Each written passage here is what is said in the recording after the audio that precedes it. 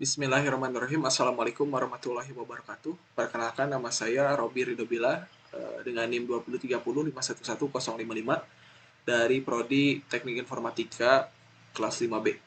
Nah, di sini saya akan melanjutkan proyekan pada pertemuan sebelumnya, yang mana yang sekarang itu akan melanjutkan untuk tahap pertamanya itu kita akan membuat sebuah program ataupun file dengan nama repeat background di script.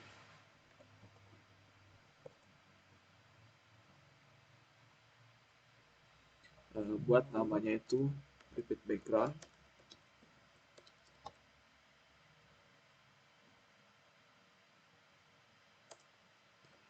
Kemudian kita akan masuk ke hierarki pada bagian background, kemudian menambahkan repeat background sebagai komponen. Jika sudah, kita buka repeat background, kita akan menambahkan sebuah uh, function dan juga kondisi.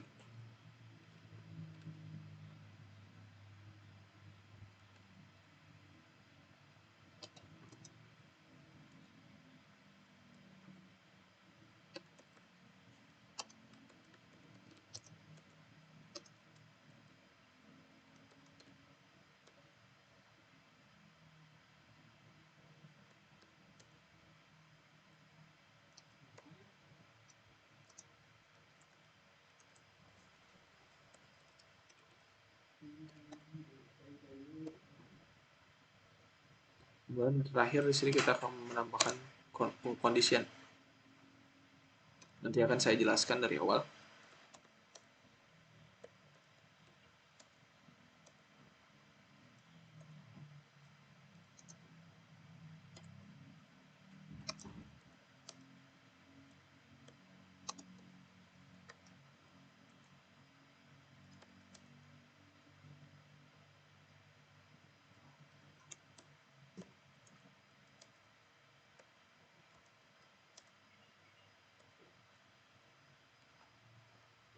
Oke, untuk codingnya kita sudah selesai. Kemudian saya akan jelaskan. Jadi kita akan tadi kita tambahin itu adalah ini private. Private kenapa? Karena nanti akan untuk settingannya kita akan langsung di VS Code ini, langsung di codingannya, nggak di inspektor. Kemudian nanti akan namanya adalah start post. Untuk start post isinya adalah transform titik position. Ini untuk fungsinya. Kemudian terakhir di sini ada pengkondisian dengan codingannya tuh jika transform position X ini untuk arah laju daripada si player ini. Nanti kan si player tuh majunya ke sini ya, itu teh X ke depan. Kemudian jika lebih kecil daripada start post titik X min 50, untuk ini adalah backgroundnya, posisi backgroundnya. Kemudian jika itu maka akan dijalankan transform transform position start post itu yang tadi yang transform position. Jadi nanti si backgroundnya itu akan terus mengulang sebelum sebelum habis, nanti akan ada lagi background dari awal gitu. Oke, kita coba aja langsung jalankan.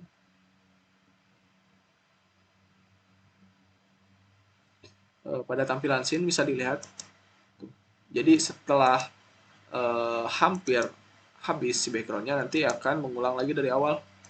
Walaupun demikian, jadi pada tampilan game agak patah-patah gitu, kurang smooth, kurang bagus terlihatnya. Maka dari itu kita akan menambahkan sebuah box collider ke background. Kita klik hierarki background, kemudian kita menambahkan komponen box collider.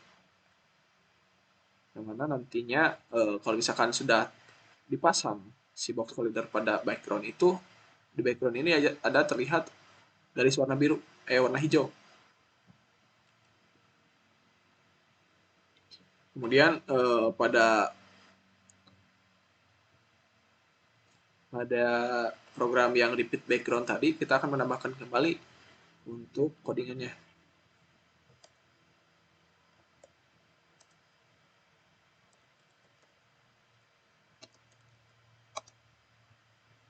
Kita buat fungsi namanya repeat wide. Kemudian kita fungsinya tambahkan di sini repeat wide get component.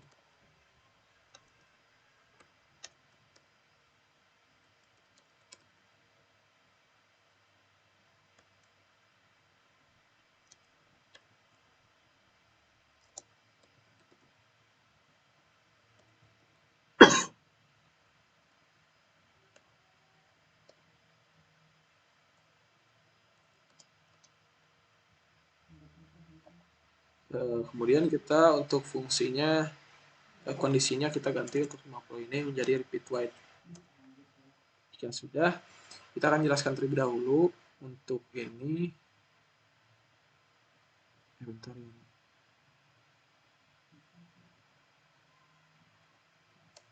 Kurang kelihatan bagus. Untuk namanya itu ada repeat wide. Nanti di sini ada fungsinya. Nanti yang repeat wide ini akan memanggil ataupun mengambil komponen daripada box collider. Nanti box collidernya tuh untuk ukurannya akan dibagi dua. Size X dibagi dua. Nah, untuk transform ini cuman mengambil daripada si repeat wide yang ini fungsinya. Ini kondisinya. Kita coba jalankan. Maka nanti hasilnya itu akan si background itu jadi lebih smooth gitu. Tidak patah-patah seperti sebelumnya. Bisa dilihat pada tampilan yang game ini. Jadi tidak ada patah-patah pada background, jadi smooth. Bisa dilihat juga pada tampilan scenes. Jadi sampai sebelum akhir banget nanti akan ada penambahan kembali untuk backgroundnya. Itu untuk tahap pertama. Baik, untuk tahap selanjutnya kita akan menambahkan sebuah tag dengan cara kita menekan terlebih dahulu pada hierarki dan pada bagian ground. Kemudian kita tag ini akan menambahkan sebuah tag baru dengan nama sesuai dengan nama yang Anda nanti akan digunakan gitu. Kita di sini akan menggunakan ground, maka dari itu tagnya itu saya gunakan ground. Kemudian kita pencet kembali ground. Tag ini kita ganti jadi ground sama dengan namanya. Kemudian kita ada ke prepare untuk obstacle. Kita juga akan menambahkan sebuah tag baru dengan nama obstacle. Kemudian kita save dan kembali ke obstacle ini, ganti tagnya menjadi obstacle nanti agar ini ngepanggil si item-item ini jadi gampang gitu. Karena ini nanti akan berkaitan. Selanjutnya kita ke script, buka player controller. Kita akan menambahkan sebuah program, yang mana programnya itu ini dia, public boolean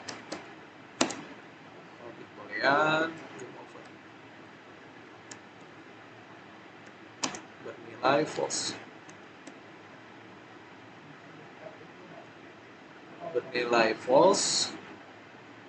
Selanjutnya kita akan ke private void yang ada di bawah ini.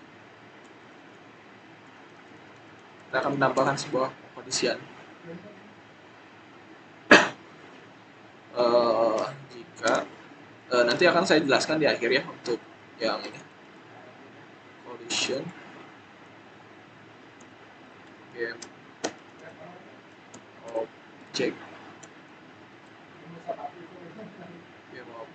titik compare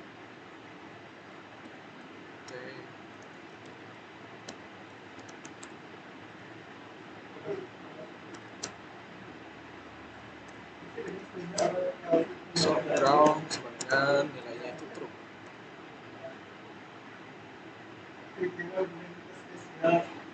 Kemudian else if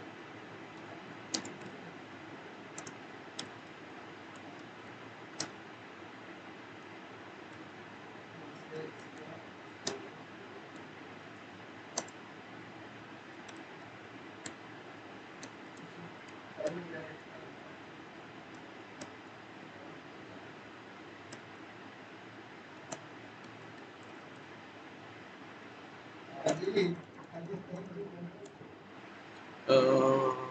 over. Kalau nilainya tuh nanti true.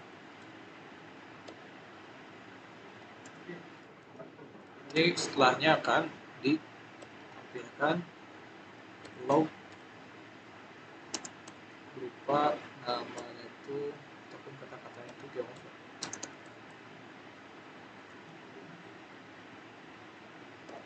Nah, seperti ini. Kita coba jalankan apakah berhasil. Name debug. Oh, kita salah, debugnya itu jadi debug.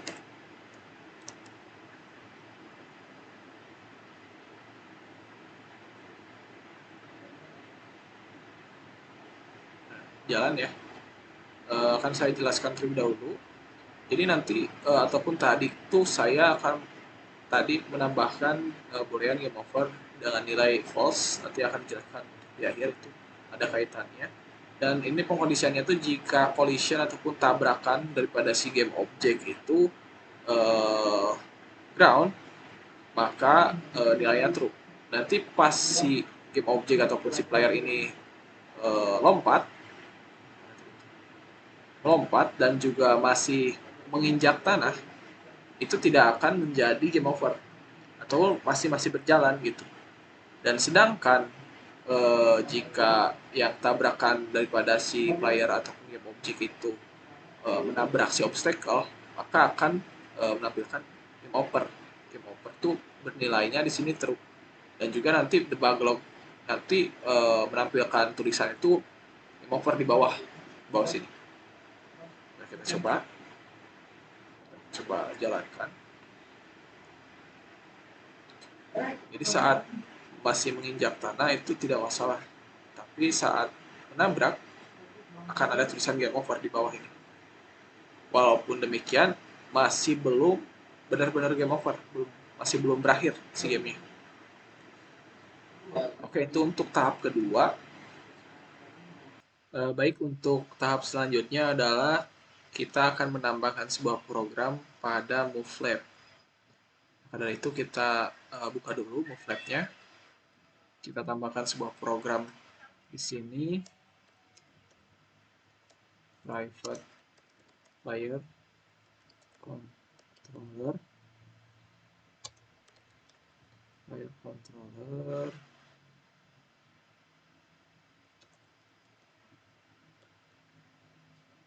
script,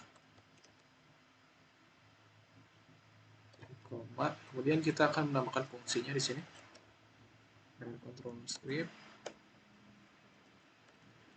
Untuk penjelasannya nanti akan saya jelaskan di akhir. Object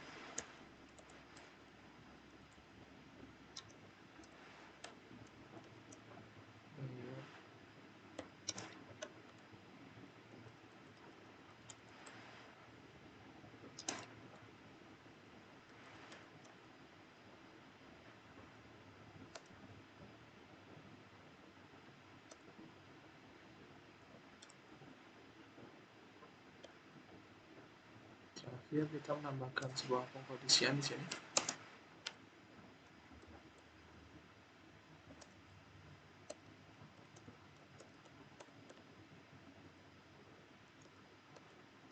Nilainya itu false. Kita save, kemudian kita coba jalankan di sini.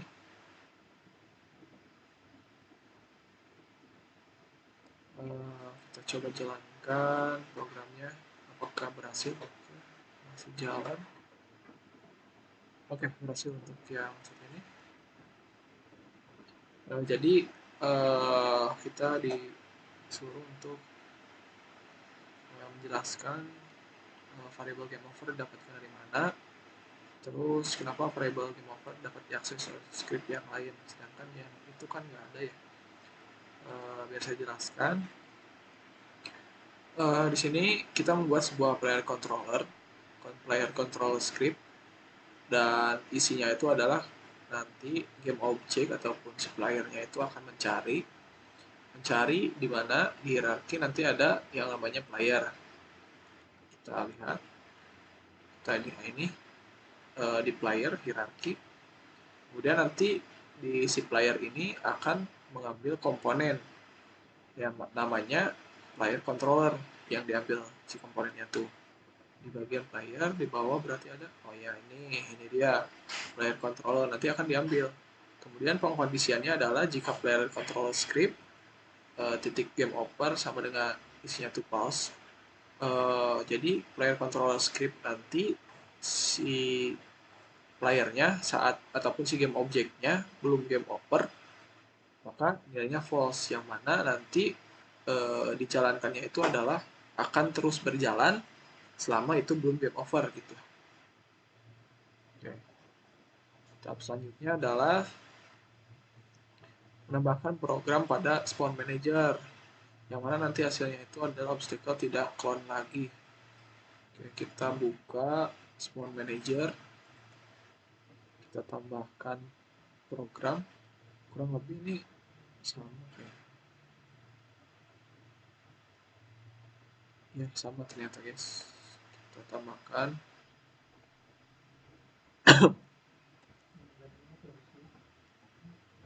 tambahkan ke spawn manager, ini sama, kita tambahin aja gini, copy paste ini.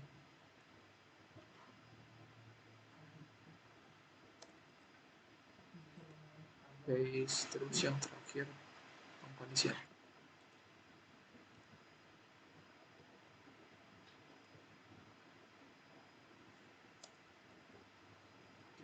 Kita save, kemudian kita coba jalankan.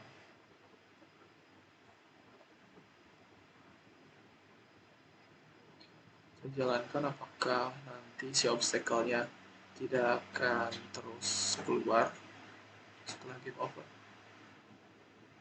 Ya, bisa terlihat di sini si game object setelah menabrak obstacle tidak ada lagi obstacle yang muncul, karena sebelumnya itu kan ada ya terus menerus. Saya akan jelaskan kurang lebih sama gitu. Ini soalnya apa ya? Barisan mana yang menyebabkan obstacle tidak cloning? Yang menjadikan itu tidak cloning adalah bagian ini, bagian pengkondisian, yang mana nanti jika player controller game over false, karena untuk yang di player controller itu kan masih false ya nilainya, maka itu tidak akan memunculkan kembali si obstacle itu yang di spawn manager, yang mana spawn manager itu kan untuk si obstacle gitu. Selanjutnya kita akan menambahkan program pada MoveLab.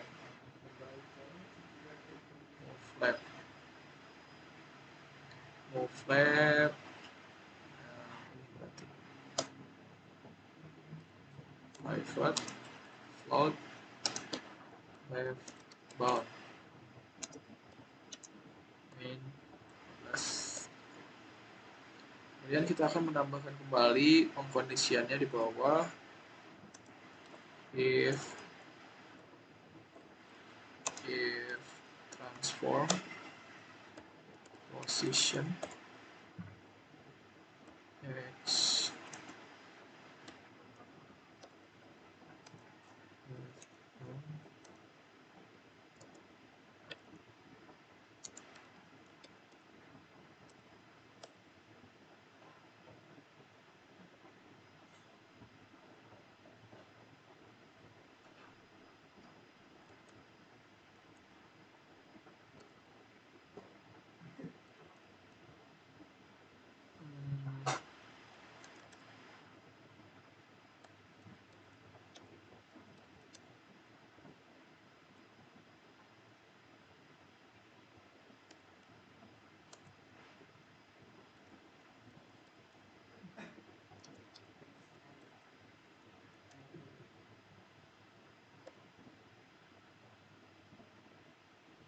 Oke, kita coba dulu.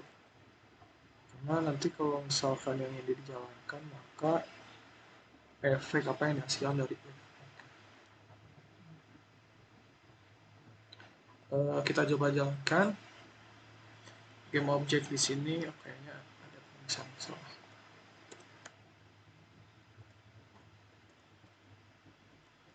Kita lihat kembali. Nah, di sini oke. Kita coba jalankan terlebih dahulu.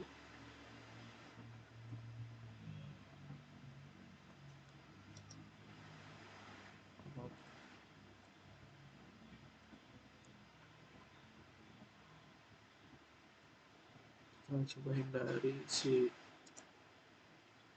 aduh, salah. Coba lagi sekali lagi.